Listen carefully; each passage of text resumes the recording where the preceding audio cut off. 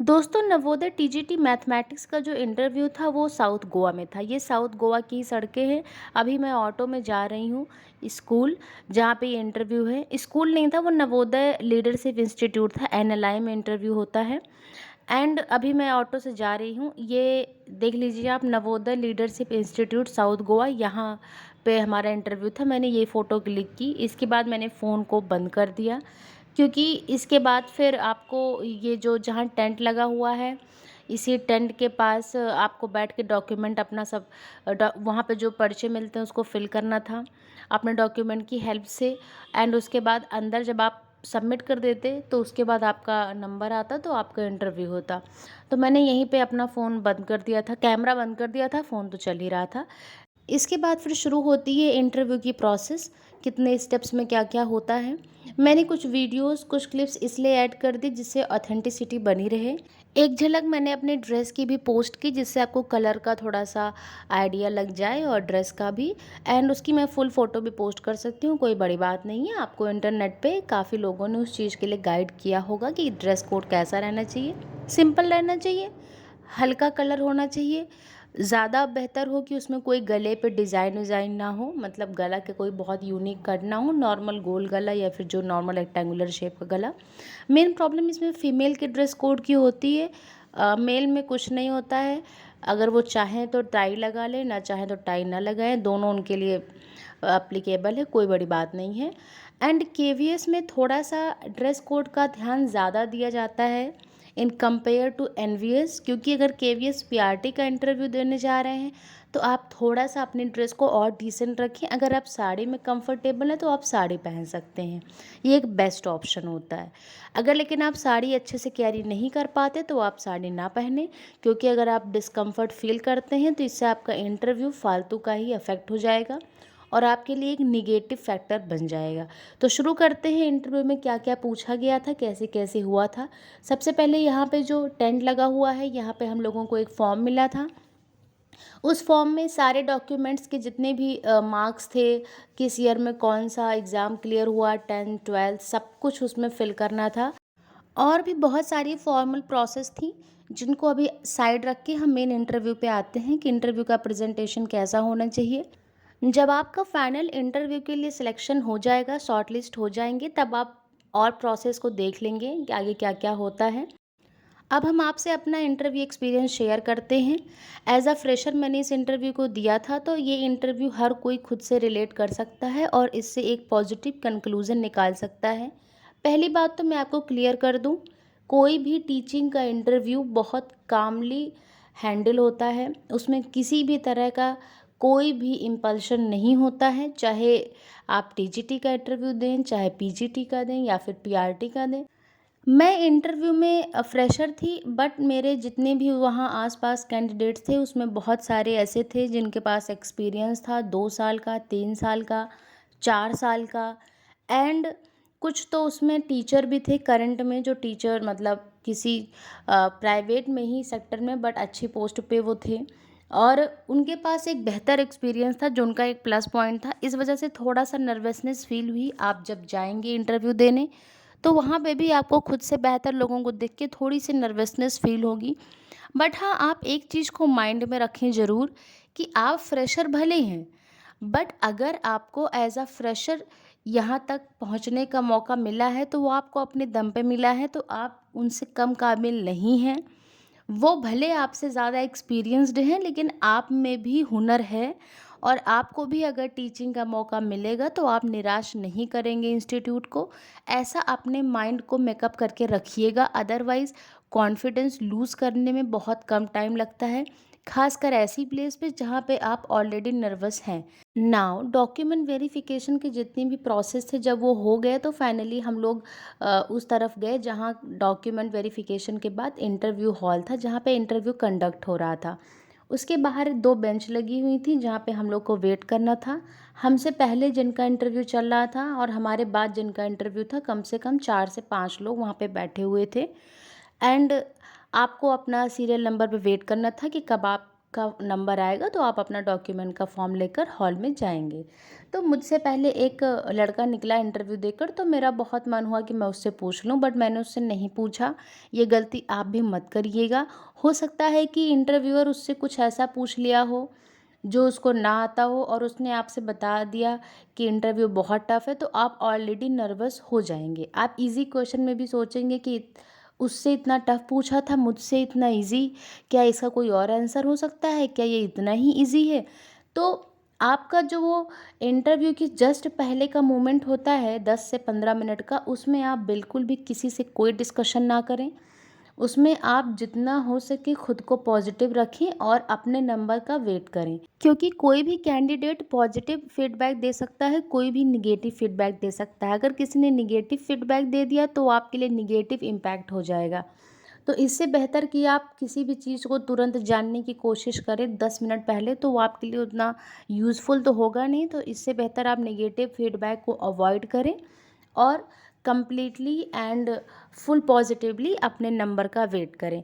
उसके बाद जब मेरा नंबर आया, मुझसे पहले मैंने 3 कैंडिडेट्स को देखा जिनका इंटरव्यू हो गया था। वो सारे जो है थोड़ा हैप्पी फेस ही निकले थे बाहर, तो मुझे ठीक लग रहा था। जब मेरा नंबर आया तो मैं हॉल में ऐसे ही एंटर की जैसे नॉर्मली एक गुड स्टूडेंट एंटर करता है, क्योंकि मेरे पास अगर ऑनेस्टली मैं बोलूँ तो मेरे पास कोई भी टीचिंग का एटीट्यूड नहीं था। एंड रहता भी कैसे, मैंने कभी टीचिंग की नहीं, तो जब आपके पास जिस चीज़ का एक्सपीरियंस ना हो आप वो ऐसा एक्ट नहीं कर सकते। मैंने बहुत पोलाइटली रूम में एंटर किया हॉल में, और उन्होंने मुझसे ऐसे बैठने को नहीं कहा, उन्होंने ऐसे इशारा किया कि मतलब यही चेयर है। तो मैं उस पे बैठ गई, एंड जहाँ तक मुझे याद है कि मैंने थैंक्स भी नहीं बोला था। एंड लेकिन आपका गेस्चर थोड़ा-सा थैंकफुल होना चाहिए।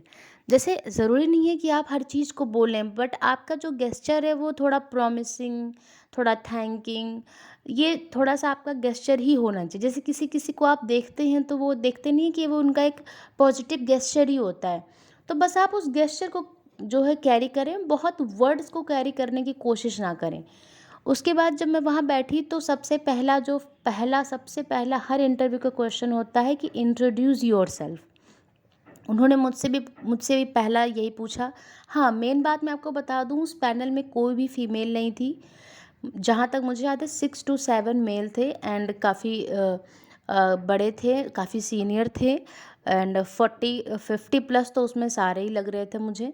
उसके बाद उन्होंने बोला कि इंट्रोड्यूस योरसेल्फ। कंप्लीटली इंग्लिश में इंटरव्यू हुआ था पहली बात तो मैंने अपना इंट्रोडक्शन स्टार्ट किया। My self Swati Singh, I am from Sultanpur Uttar Pradesh, and I have done my schooling from KNIC, and I have done my graduation from KNIPSS।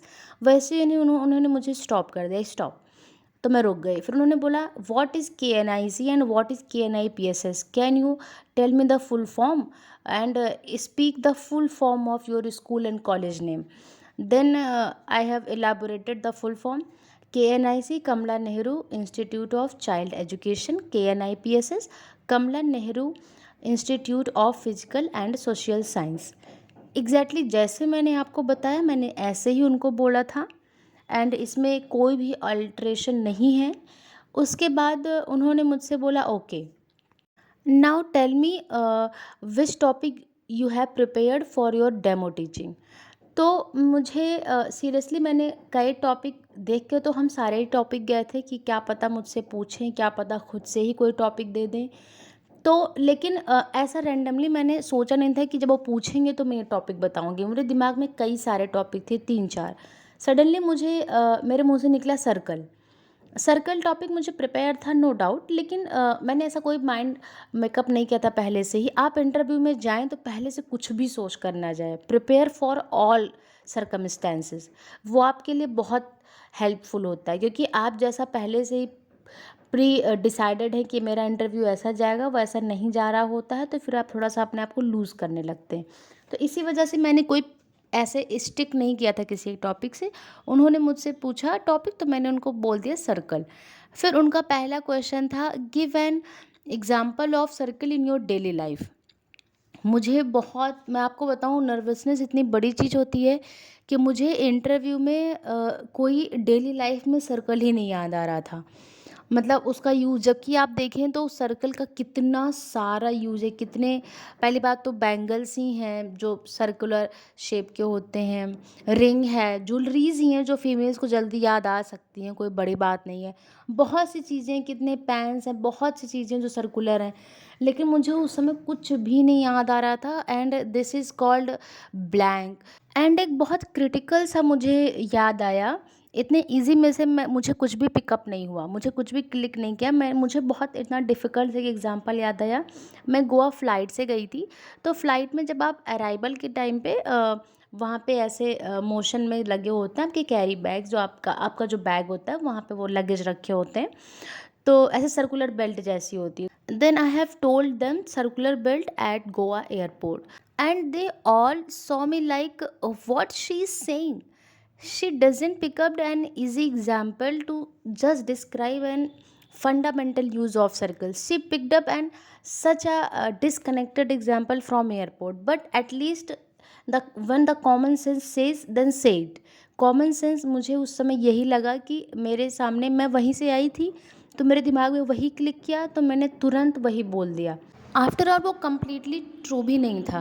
तब से जैसे ही मैंने इस एग्ज़ाम्पल को दिया, तुरंत एक पैनल ने, एक टीचर ने मुझे यहाँ पे टोका कि excuse me, that that is not circular belt, that is an Oval shape. And I was like shit, first question में ही मिस्टेक. मतलब वो मेरी मिस्टेक थी. वो कम्प्लीटली सर्कुलर नहीं होता, थोड़ा डिस्टॉर्टेड होता है, वो इलिप्टिकल शेप का होता है अगर आप उसको 2D में देखें तो. देन मुझे लगा कि मतलब ऐसे तुरंत तुरंत आपके दिमाग में आता है ना कि आपने इतने मेहनत से कुछ सोचा और गलत हो गया, वो भी इंटरव्यू में. And that was my mistake. But मैंने मुझे लगा कि इसको कवर अप तो नहीं करना है एंड एक्सेप्ट दिस. मैंने बोला sorry sir, I was so much in rush and maybe I was unable to saw the full belt, so I imagine this and I found this circular from one side and so sorry sir. Then they said okay, and one of them asked me another question and they said to me that let us consider you have two circles, one have greater radius and one have smaller radius, but you don't know the measurement of any of the radius, and tell me what will be the perimeter of bigger radius if you know the perimeter of smaller radius. Then it is very simple. अगर आपके पास दो circle हैं, एक बड़ा circle है, एक छोटा circle है, अगर आपको छोटे सर्किल का पेरीमीटर पता है तो दैट मीन्स आपको रेडियस पता है. तो उन्होंने मुझसे बोला कि आप मतलब इंग्लिश में कि calculate and tell me how to calculate the radius और the perimeter of bigger circle. Then I have asked them, both circles are concentric. Then they said no, you have given two physical circles, two physical circles, like जैसे circles plastic की नहीं होती हैं. Then मुझे लगा कि अब concentric नहीं है तो क्या करें. फिर भी मैंने सोचा कि अटेम्प्ट तो करना ही चाहिए, एक एंथुजियाज्म दिखना चाहिए टीचर में कि हाँ वो कम से कम एफर्ट तो कर रहा है. तो then I told them, yes sir, I can calculate, and I try to calculate it. Then they said pick up the marker and duster and calculate it on the whiteboard. And I have asked them a cross question again, sir where is the marker. And marker मेरे सामने ही रखा हुआ था, मुझे दिखा नहीं. तो कोई बड़ी बात नहीं है, अगर आप तुरंत पूछ लें. इधर उधर रश करने से, हसल करने से अच्छा है कि आप बहुत नॉर्मली जो आपको नहीं दिख रहा है या आप नहीं समझ रहे हैं कि ये मार्कर होगा तो आप पूछ लें, तो उसमें कोई बहुत एम्बैरेसमेंट या कोई बहुत निगेटिव पॉइंट की बात नहीं है. This is very normal and this is human behaviour. तो उन्होंने मुझे बताया कि हाँ उधर मार्कर रखा है. Then they were completely speaking in English. Then I have picked up the marker and I have drawn two circles. And जैसे कि एक मैथमेटिक्स टीचर होना चाहिए, कम से कम सर्कल कुछ तो परफेक्शन में ड्रॉ होना चाहिए. पहली बात तो अगर आप पीआरटी का इंटरव्यू देने जा रहे हैं तो फिर आप जो कुछ कर रहे हैं टीचिंग के पार्ट का, उसमें कोई मिस्टेक नहीं होनी चाहिए. जैसे उन्होंने आपसे कोई फ्रेज़ एक्सप्लेन करने को कहा तो वहाँ पे आपकी मिस्टेक या फिर आपके समझाने का तरीके में वहाँ पे प्रॉब्लम नहीं होनी चाहिए, क्योंकि वो आपके टीचिंग का पार्ट है. आपके बिहेवियर में थोड़ा सा प्रॉब्लम है तो अगर थोड़ा सा कहीं से कुछ भी थोड़ा सा इशू हो गया है तो वो चल जाता है. लेकिन अगर आपका टीचिंग में कोई इशू हो गया है तो वो आपके मार्क्स को डिडक्ट करा सकता है, नो डाउट. तो मैंने पूरी कोशिश की सर्किल को थोड़ा सा परफेक्ट ड्रॉ करने की। मैंने सर्किल को ड्रॉ किया, बहुत तो परफेक्ट नहीं लेकिन हाँ परफेक्ट ड्रॉ हो गई थी ठीक ठाक। एंड मैंने कैलकुलेट किया, और ये बहुत बेहतर बात नहीं है कि मैंने कैसे किया, इससे आपका टाइम वेस्ट हो जाएगा। उसके बाद मैंने जैसे भी कैलकुलेट किया उन्होंने बोला गुड। मतलब मेरा जो मेथड था that was not completely right, but that was at some extent that method was right. मतलब मैं कह सकती हूँ कि अगर 99% वो मेथड एप्लीकेबल था, उससे पॉइंट्स का एरर आता है लेकिन लगभग वो सही मेथड था अगर आपको फिजिकली कोई सर्किल दिया गया हो तो। When they said good then I got some confidence to carry interview in forward direction. जैसे ही मैंने पहला क्वेश्चन कंप्लीट किया सर्कल का, तुरंत दूसरे टीचर ने मुझसे बोला draw a triangle and draw circle and draw a triangle and inscribe this triangle in a circle. Then I have drawn, and this was also a mathematics question. I have solved this question correctly and मुझे उसी time लग गया था कि ये question सही है, because वैसे बहुत सारे क्वेश्चंस टीजीटी में आते हैं तो उसमें मुझे डाउट नहीं था। फिजिकली जिन्होंने क्वेश्चन पूछा था मुझे उसमें डाउट था, लेकिन दे कॉम्प्लीमेंटेड दैट गुड, तो मुझे थोड़ा कॉन्फिडेंस आया। दूसरा क्वेश्चन मुझे ऑलरेडी पता था कि ये क्वेश्चन सही है, मैंने सही कैलकुलेट किया है, एग्जैक्ट वो एनसीईआरटी का था, तो वो मुझे जो है उसमें कॉन्फिडेंस था। And main problem, main thing, they don't set teach it. There is a difference in two task, solve it और टीच दिस। अगर उन्होंने बोला होता टीच दिस क्वेश्चन तो उसका थोड़ा सा टाइम और एंड मेथड थोड़ा डिफरेंट हो जाता, बट उन्होंने सॉल्व बोला तो मैंने उसको as a teacher, as a teaching मैंने नहीं किया। फिर भी मैंने उनसे पूछा इस चीज़ को कि sir should I have to teach this or should I have to solve this? They said just solve this and I solved. And PRT में आपका एक अलग सेक्शन होगा डेमो टीचिंग का, आप उसमें एज अ टीचर बिहेव करिएगा, लेकिन प्लीज़ डेमो टीचिंग के पहले जब तक आपका वो इंट्रो ले रहे हैं, जब तक आपकी बेसिक चीज़ें पूछ रहे हैं, तब तक आप एक नॉर्मल आंसर देने की कोशिश करिएगा। एंड ग्रेजुएशन के बाद मेरी एजुकेशन लखनऊ में थी, फिर तब से मैं लखनऊ में ही हूँ। सो 4-5 साल से मैं अपने होम टाउन नहीं गई, मतलब होम टाउन में मैं बहुत नहीं रही हूँ। And I have told them my education from Sultanpur, then they should have to ask, they must have to ask the question from Sultanpur, and they asked me question from Sultanpur, what is famous in Sultanpur? And I was like, what is famous in Sultanpur? Suddenly मुझे click किया सुल्तानपुर में, जब one district one product का अभी योगी जी ने चलाया था, तो उसमें सुल्तानपुर को बांध का मिला था one product. And I said them sir बांध, then they said what is बांध, दे सेड व्हाट इज़ बांध। मुझे तुरंत बांध की इंग्लिश नहीं याद है, इसलिए मैंने, नाउन है नेम तो आप बांध बोल सकते हैं। तो दे सेड व्हाट इज़ बांध, what is the use of बांध। Then I said, sir, bandh is used to make roofs, and it also used to make a bed, wooden bed, and that we call in our local language khatiya and machiya. Then they said, okay, okay, I got it, and that was a true introduction of bandh. आपको हिंदी में खटिया and मचिया बोल सकते हैं आप। And please कोई बहुत हेजिटेट होने की ज़रूरत नहीं है, मुझे तुरंत ऐसा कोई बहुत भयंकर सी इंग्लिश नहीं है कि खटिया की इंग्लिश क्या होगी, मचिया की, तो आप सिंपली इसको बोल दें इन माई लोकल लैंग्वेज खटिया एंड मचिया। And that was the very good impact of introduction. And आप जब अपने लोकल की ही बात बता रहे हैं तो उसमें आप अपनी लोकल लैंग्वेज को यूज़ कर सकते हैं, बहुत इंग्लिश का फोबिया नहीं है। जैसा कि मैंने आपको पहले भी कहा, टीचिंग का इंटरव्यू है तो अवेयरनेस थोड़ी सी चेक करते हैं कि बिल्कुल ही नर्ड ना हो कैंडिडेट। बाकी उनको बहुत मतलब नहीं होता है कि कितना सही है कितना गलत है, क्योंकि ये यूपीएससी नहीं है, सबको पता है इस चीज़ को। उनको सब्जेक्ट टीचर चाहिए, उनको पीआरटी में बच्चे को पढ़ाने के लिए टीचर चाहिए, किसी बड़ी चीज़ से नहीं हैंडल करना है, इस चीज़ को आप ध्यान में रखिएगा। Again they said good and your interview is completed, you can go now. And मुझे जैसे ही मैं उठी तो मुझे फिर एक नर्वसनेस होती नहीं है, 2 गेट थे, मुझे अब समझ नहीं आ रहा था कि मैं इधर से जाऊँ किधर से जाऊँ। इसके पहले मैंने देखा था कि जो एग्ज़िट कर रहा था दूसरे गेट से कर रहा था, बट मेरे दिमाग में तुरंत आया, मैंने उन्हीं से ही पूछ लिया, sir can I go from there. वो एंट्री का ही गेट था, मैंने उधर से ही एग्ज़िट किया। एंड ये सब हो जाता है आप जब थोड़ा-सा प्रेशर में रहते हैं तो, but this is all okay. आप इस बात को बिल्कुल भी ना भूलें कि वहाँ जो टीचर बैठा है वो भी आपको समझता है, वो भी नर्वसनेस समझता है। एक दिन उसका भी फर्स्ट डे रहा होगा किसी स्कूल में, किसी क्लास में। तो जिन चीज़ों को आप आज एक्सपीरियंस कर रहे हैं और सोच रहे हैं कि सामने वाले को इसका बिल्कुल कोई अंदाज़ा नहीं होगा एंड वो मेरे साथ बहुत हार्श बिहेव करेगा, then don't think like this.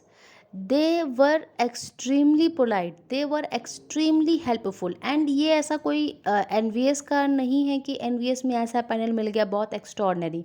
आपको केवीएस में भी सेम ऐसा ही पैनल मिलेगा, वेरी काम। मेरा इंटरव्यू कंप्लीट हो गया एंड जब मैं बाहर आ गई तो फिर मुझे कुछ कुछ पॉइंट्स भी लगा, मुझे ऐसे नहीं ऐसे बोलना चाहिए था, वैसे नहीं वैसे, ये आपको लगता है जब आप इंटरव्यू दे के निकलते हैं। लेकिन ओवरऑल मुझे एक गुड वाइब आ रही थी क्योंकि जितने उन्होंने क्वेश्चंस मुझसे पूछे थे related to my subject and related to general awareness, वो मेरे कहीं ना कहीं काफ़ी हद तक सही थे एंड मैंने उसको सही तरह से प्रेजेंट किया था उन क्वेश्चंस के आंसर्स को। एंड एक क्वेश्चन मुझे अभी याद है लैंग्वेज कॉम्पिटेंसी का, जो मैंने उसका आंसर नहीं दिया था, मतलब मुझे वो आंसर नहीं आया था, मैंने उस पर भी सॉरी बोला था। तो प्रैक्टिकल चीज़ों में अगर आपके आंसर सही हैं तो कुछ सब्जेक्टिव चीज़ें अगर आप भूल गए हैं तो वो उतना मैटर नहीं करता है। अगर आप वहाँ पे कुछ क्वेश्चंस नहीं समझ पा रहे हैं, नहीं आपको रिकॉल हो रहा है, तो आप तुरंत बोल दीजिए सॉरी सर, मुझे रिकॉल नहीं हो रहा है। अगर वो इंग्लिश में कंफर्टेबल है तो इंग्लिश में इसका आंसर दे दें, अदरवाइज़ हिंदी में।